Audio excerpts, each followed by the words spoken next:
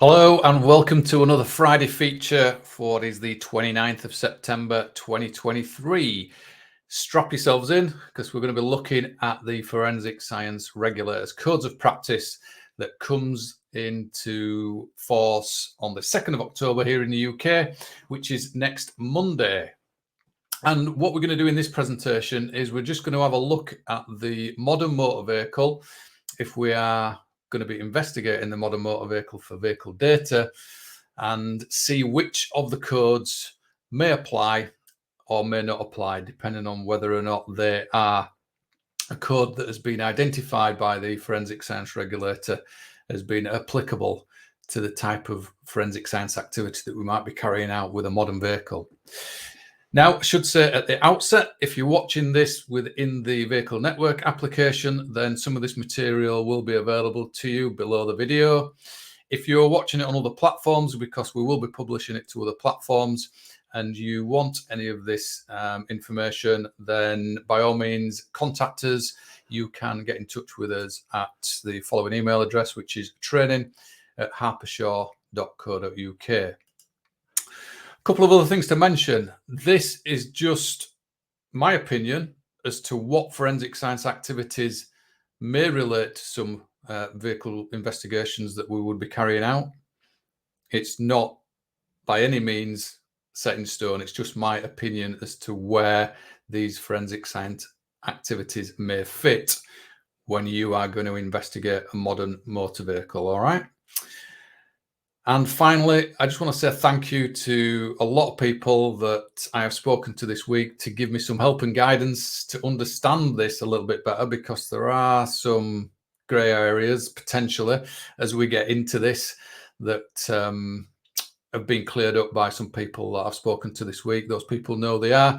So thank you very much for those in support of that. And I hope that this gives people a bit of an insight as to how the Forensic Science Regulators Codes of Practice may impact on their investigations.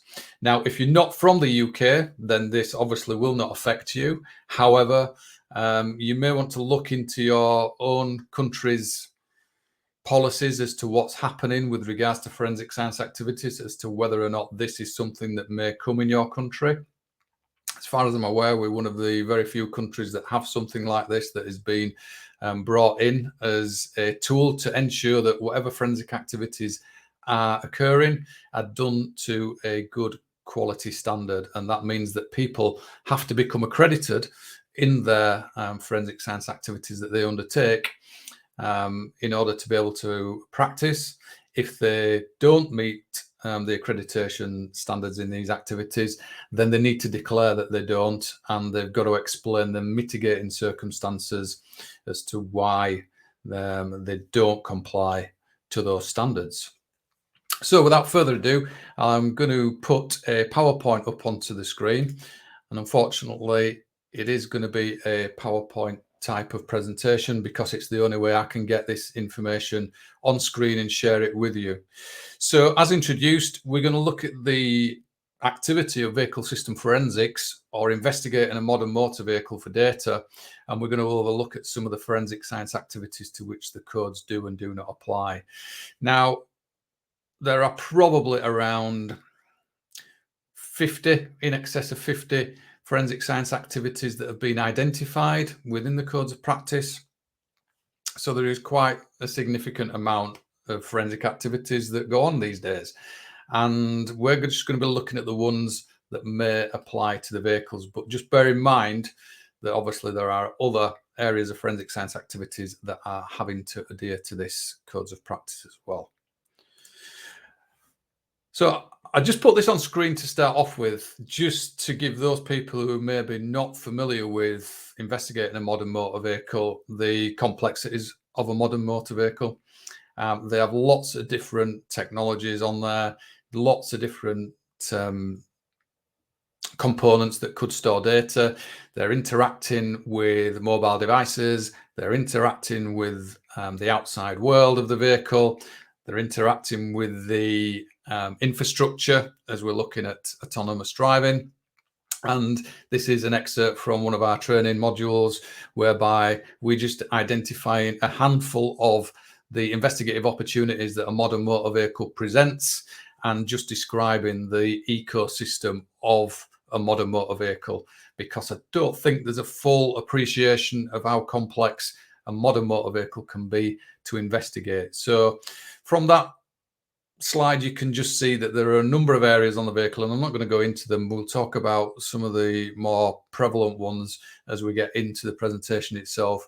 But there are all sorts of different things that can come off a motor vehicle in a digital form.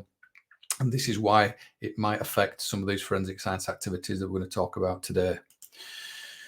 So I've created another infographic here. And what this infographic does is it highlights above the vehicle those forensic science activities to which I think the code applies. And then those to the left-hand side of the vehicle, as you're looking at the screen behind the vehicle, these are forensic science activities at the moment to which the code does not apply.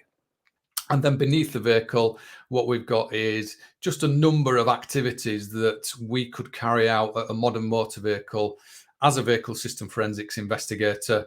And we're going to look at what type of activities they are and how they may link in to some of those forensic science activities to which the code may or may not apply. Now, the other thing I want to stress on the back of the previous slide is that the modern motor vehicle, it is a very complex piece of equipment. It's probably the most complex piece of equipment that you will ever own. Predominantly, though, it is a safety critical system. We are often hearing the mobile phone on wheels phrase or the computer on wheels phrase, for which it does have that functionality on the vehicle. But ultimately, there are tens, if not hundreds, of small computers all talking on different networks across the vehicle, trying to keep the occupants safe and trying to keep the people around other road users safe as well in the vicinity. And as we are going through such a transformation within the automotive industry in the drive for autonomous vehicles, then these are very complex pieces of equipment. But I just really want to emphasize the point that the vehicle is a safety critical system, and it's a little bit different to a phone and to a computer. And that's why, without jumping forward too far into this presentation, I think there needs to be a distinct difference for a forensic science activity when we are looking at examining a modern motor vehicle for investigative data. So we're going to look at some of the codes that don't apply to start off with, and one of those is collision investigation. So if you are a forensic vehicle examiner that is part of a unit that examines vehicles that have been involved in collisions, serious collisions, fatal collisions, then this activity is a code. It doesn't apply to the code at the moment. It potentially will do in years to come, but as it stands at the minute, it doesn't. So where the vehicle comes into this, because most collisions do involve a vehicle, the code lists some sub-activities for collision investigation, one of which is examination of a vehicle as a whole. So if you are responsible for checking the brakes, checking the steering, and making sure there are no defects with a vehicle that's been involved in a collision, then that is fine. You do not need to make any declarations as to whether or not you are compliant or not compliant, because this is not in force at the moment. It will be in time to come, I guess, but as it stands from when they go live next week, then it won't. Now, this also includes identifying, preserving, and recovering devices fitted to record electronic data that could be relevant to the collision. So if you are just identifying those devices, preserving them, and maybe recovering them, then again, if the vehicle's been involved in a collision, you don't have to worry about the codes of practice at the moment. It's kind of the scenario of a forensic vehicle examiner going to a vehicle and saying, as part of their strategy to examine the vehicle, I'm going to be looking for electronic devices that may store data that could be relevant to the collision, get to the vehicle and say, there's an airbag control module, it may have data on, it may need examining. I'm going to recover the airbag control module out of the vehicle and preserve it and take it back to a property store for further examination. So long as you're just doing that, then that's fine. We don't have to worry about the code. There is a slight nuance as we get further down within collision investigation, and an exception to this.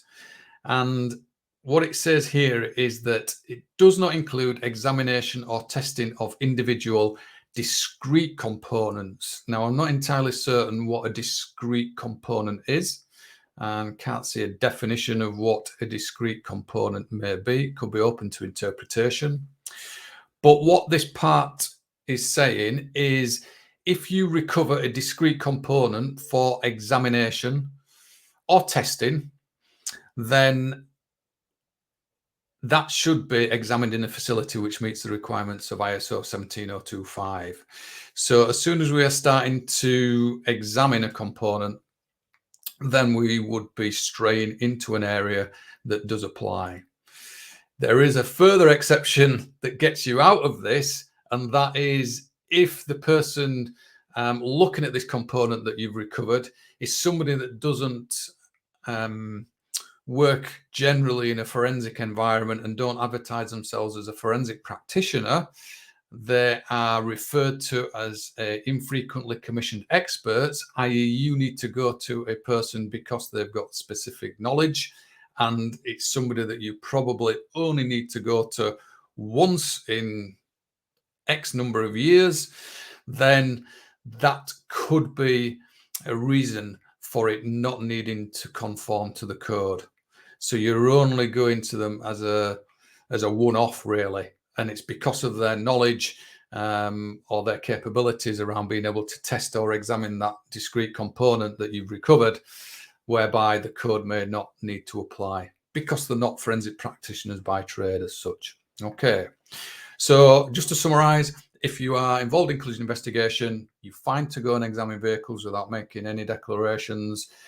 You're fine to recover evidence of an electronic format for further investigations, but you're not allowed to do those examinations, because if you do, then you're potentially falling into an activity that is in the code.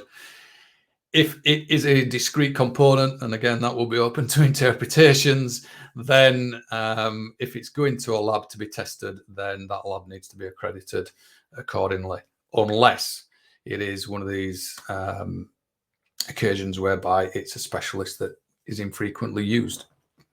I hope that makes sense. Just one sort of scenario or a couple of scenarios whereby if you're going to continue and start acquiring data, then that's when you're going to move into an area that you might need to look at being compliant with another forensic science activity. Okay, moving on.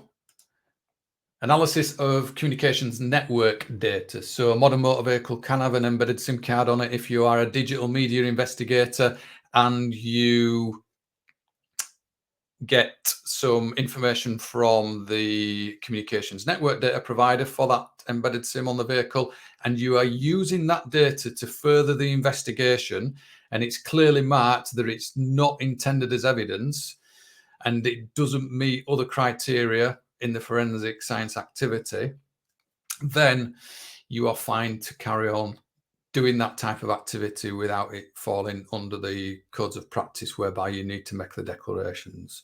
So just be mindful around how you're using that data when you get it, because there are some exceptions to that, i.e. if you are using cell site analysis for geolocation, then as highlighted on the slide there, that is going to be classed as a forensic science activity that does apply, which we'll come on to in due course. But if it's just to further the investigation and help the investigation move things forward and get some intelligence rather than evidence, then it doesn't apply. And then finally, another one that doesn't apply is digital network capture and analysis. I guess this forensic science activity has been identified mainly with computers in mind and public networks to a degree. What we need to be mindful of is the vehicle itself is a network of a number of computers on various different networks, and could it fall under this definition? If it does, then we don't need to worry about it. It's just that I can identify some tasks that I might do with a vehicle, which are listed here in the sub-activities of this forensic science activity, such as traffic collection and analysis, that I would do in some circumstances with a vehicle in order to get data from it. So just need to be mindful as to what exactly you are doing with a vehicle and whether or not the vehicle network itself would be classed as a digital network capture as intended by the code. By virtue of the definition, it would seem to fit it, but for me, and again, jumping forward to what the code may look like for vehicle system forensics, is I would potentially expect to have a separate isolated area that talks about an automotive network specifically, rather than this. But don't forget, the vehicle is going to be communicating to infrastructure as well, if it's a modern vehicle. And again, this could potentially, and investigations that you might do with a modern vehicle, capturing network traffic between the vehicle and infrastructure, for example, could be classed as an activity under this particular forensic science activity that is identified as digital network capture. Car hacking is another one, and ethical car hacking is something that we would use some of these sub-activities for. And again, it doesn't form part of the codes whereby you need to make a declaration because it doesn't apply. So those are three that don't apply. And the difficulty with this, I guess, is because some of these are overlapping with what activities do apply. Certainly digital network capture there, if I was to use one example of capturing traffic off the vehicle network to then be able to replay that traffic back to a ECU in order to unlock it and then image it. I've got one area of work that is an activity to which the code does not apply, but then I have another activity within the same breath that is something that the code applies to. So if we look at these ones to which the code applies that I've identified, the first one, incident scene examination. So if we are going to a vehicle for the purposes of doing a vehicle system forensics examination, then by very virtue of doing that, it would be classed as incident scene examination. The only get out clause you've got is if it's a vehicle recovered solely for the purposes of Culliver's investigation, for which we've just discussed. So you will be going there to look for physical material that may be subject to further testing or examination by another forensic science activity specified by the code, i.e. removing an ECU from that vehicle for it to be digitally examined. Then scene examination is going to be an activity for which you need to declare your compliance or non-compliance with whatever mitigating factors you have got for managing that scene and doing that examination.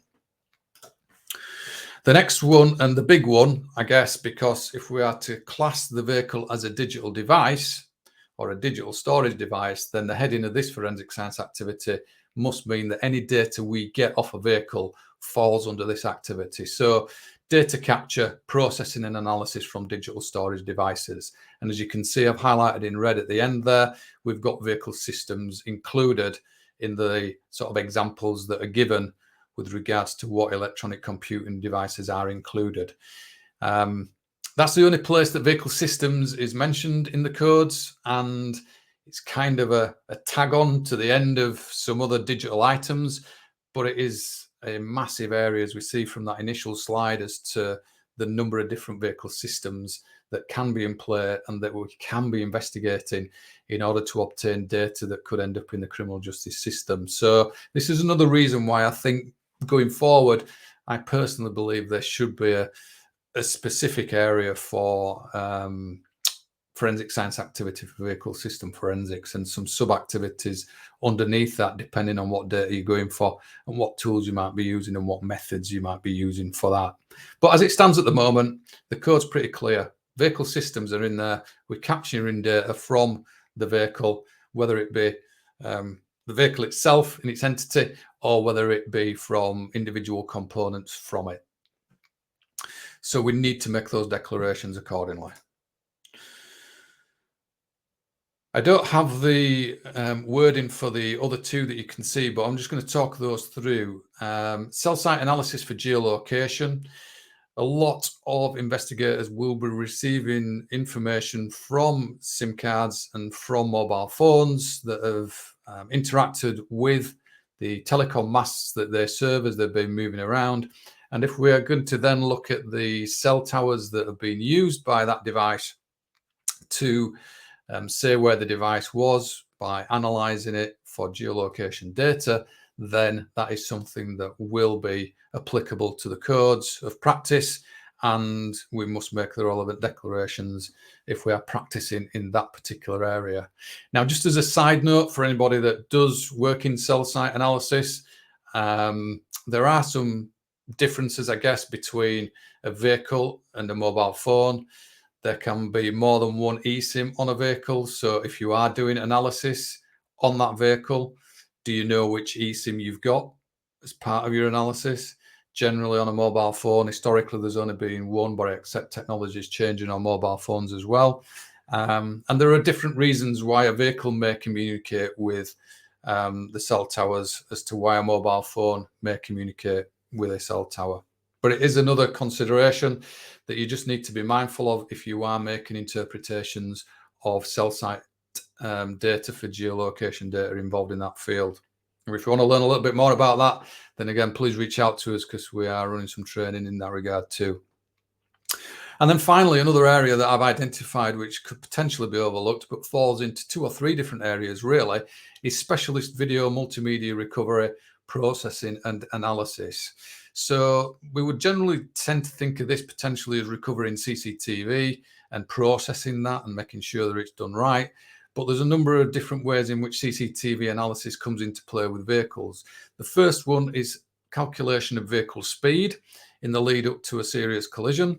So that requires you to declare your accreditation or non-accreditation to the codes if you are practicing in that area. So you could be involved in collision investigation, but if you're starting to look at the vehicle on CCTV to work out a speed for it, then you are going to be under an activity that is applicable to the code at the moment from the 2nd of October next week. The other area, and it's an area that's a bit of a niche area, it's vehicle identification from CCTV. So if you are either a practitioner doing vehicle identification from CCTV, then you need to be mindful that you're going to have to be making those relevant declarations around the codes, as I see it anyway, from that forensic science activity that I see there.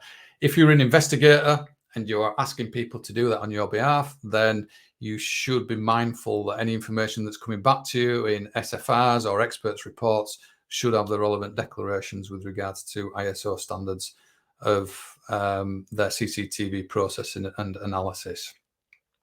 And then finally, the vehicle itself, it's slowly becoming, dare I say, a CCTV camera on wheels, as well as a safety critical system. Tesla, for example, dash cams have been in vehicles for 10, 15 years or so.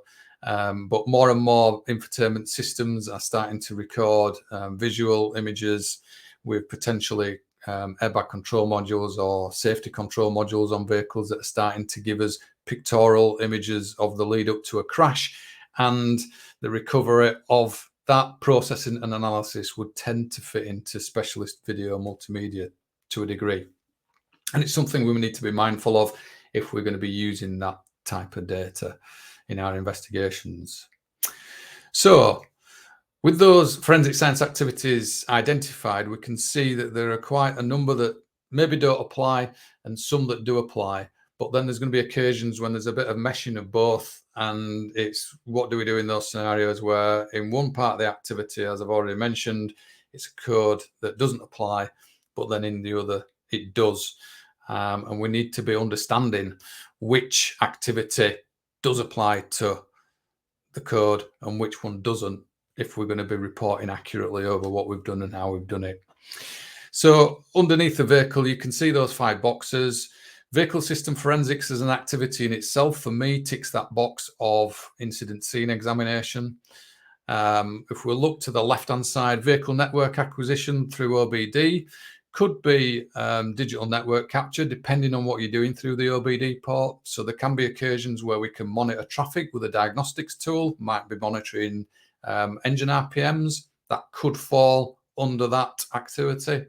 And it may not be applicable. Or we could be going into the vehicle network to speak to one of the ECUs on there to get data from it. So it's not listed in that box, but you could also have data capture, processing and analysis from digital storage devices.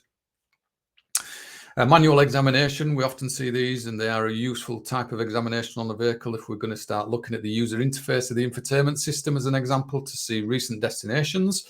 Then by virtue of starting to take those photographs, I would say that that is classing as a data capture, processing and analysis from digital storage devices. If we're going to recover an ECU for a bench examination, again, that meets the same criteria for me as to which the code would apply, the data capture side of things. A powered examination, and this is sort of the example I've given before, really. It could fall into one of two categories. If you are interacting and monitoring network traffic and it's accepted that a vehicle falls under the definition of a digital network capture and analysis type of activity, then you may not need to make those declarations around that one as to whether or not it applies to the code. But then if you are doing a powered examination of an infotainment system, and by that I mean maybe plugging a USB port into the vehicle itself, entering an engineering mode in the infotainment system, requesting data from the system and exporting it onto a USB stick, then it's going to fall under data capture, processing and analysis for digital storage devices. And then finally, third-party devices. They often get overlooked, but if we've got a third-party device on there, such as a telematics box from an insurer, then data could have been generated on that device. You are not necessarily going to interrogate the device because it's possibly off-boarded the data back to the insurer, but you could be asking the insurer for the data. Then is that potentially going to fall under one of those forensic science activities? I would suggest it needs to, because that's where a lot of people misinterpret data and take it on face value when there are lots of other safety precautions we need to take to make sure it's accurate. And ultimately, that's why this code is here, to improve quality standards in forensic science activities. So anything that's been off-boarded from the vehicle to a third party, whether it be the manufacturer, and we get telematics data on their servers that's subsequently provided to us, whether it's an insurer, whether it's a tracking company, whether it's a fleet management company, then these are all sorts of other considerations we need to see where does that fit in regards to the forensic science activity of collating data, processing it, and then commenting on it potentially if you are going to do that. So lots of different things we can do at the vehicle and lots of different things we can exploit that might start to hit some of these activities that have been identified as in the codes. Whoa. So what about the defense? After all that, we've done all this work, we've followed these guidelines, we've made his declarations and what have you, then we present this forward to the criminal justice system, and we are then asking a defense expert to look at this. Do they need to comply with the codes of practice? Well, quite simply, if they are carrying out any of those activities that we've talked about, then yes, they do need to comply to the codes.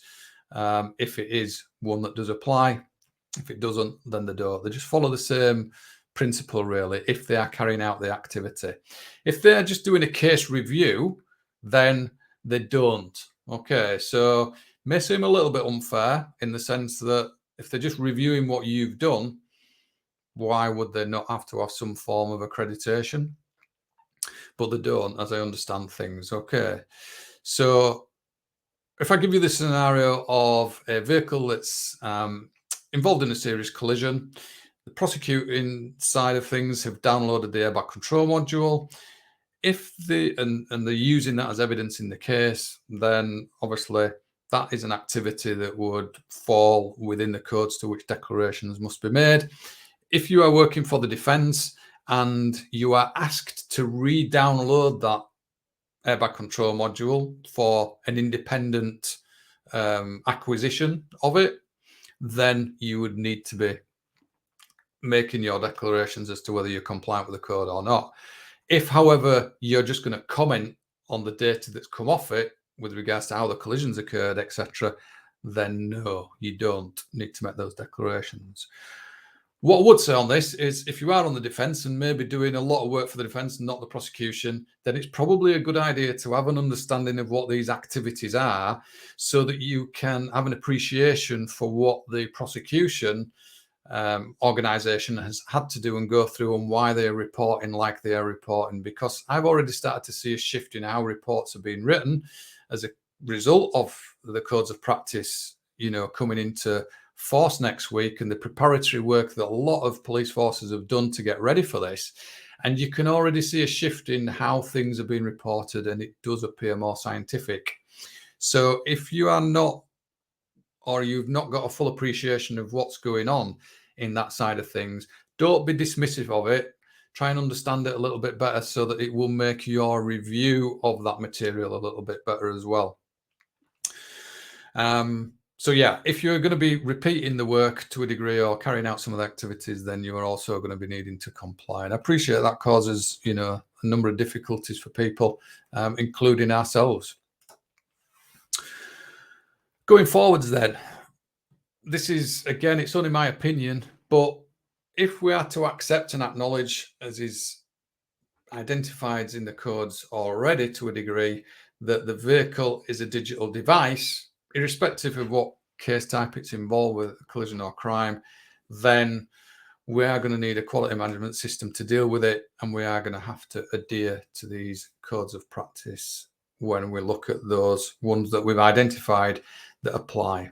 And rightly so, if we're going to improve the quality of these investigations and make sure that there is some safeguarding around how our analysis and reporting of that forensic science is done. A modern motor vehicle and this type of work is relatively new to forensics. Even though for me personally, we've been doing it for quite a long time, it's still relatively new to the courts, and people are still getting to grips with the fact that the car is a digital device and it does have all these different components on it and different technologies that trigger all these different activities that I've spoken about today. And that's for me why going forward I would really implore the inclusion of a forensic science activity for vehicle system forensics itself. Just the treating of a vehicle as a digital device and the nuances of it being different to a consumer product like a phone or a computer because of how its architecture is different but interfaces with all these other identified areas. And these sub-activities, because we have cars involved in collisions, which mean that lots of other investigations and forensic science activities commence as a result of that, or the vehicles involved in a crime and a lot of other forensic science activities commence as a result of that, we probably need to give it its due respect and acknowledge it for what it is, a really complex piece of equipment that is only going to get more complex as we go forward. And the types of investigations that we're going to have to do with modern vehicles going forwards as they become more connected and autonomous driving becomes more prevalent, those are going to change as well. And we're going to have some form of dedicated activity with regards to investigating vehicles rather than having all these isolated different areas that we're trying to shoehorn the vehicle into as it stands at the moment. So I hope you found that useful. Sorry, it's been a little bit laborious, hard going, dry subject, but I know it impacts so many people here in the UK. And I just wanted to really give you some context to maybe how it could impact you depending on your role as an investigator of a modern vehicle. And just to give you a heads up, if you are interfacing with some of these departments, to make sure that you're asking for the relevant declarations in the reports or the information that you're getting back.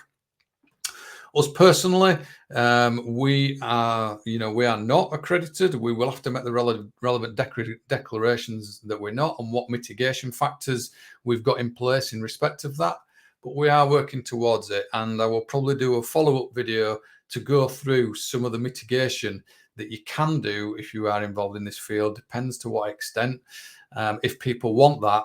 And certainly we're in a position now whereby we've got some good mitigation as to why we're not compliant with a code that I would hope would be recognised and accepted. And I will gladly share that learning with people if they are interested to do so. So I'm going to go down. I'm going to go for a lie down in a dark room. I'm going to hopefully wake up on Monday morning, and this will have all been a bad dream, and there'll be no such thing as the Forensic Science Regulator's Codes of Practice. No, I do jest. We do need to acknowledge it. Don't push it away. Bring it in, start working with it, look at it, see how it's affecting your area of work, and just start to make those small steps to make sure that you're either mitigating your risk with the quality management systems you've got in place, or get to that next stage in your accreditation process. And by doing that, it will make things easier for you. So all that leaves me to say is have yourselves a great weekend, get some R&R, and I'll be back next week for another Friday feature.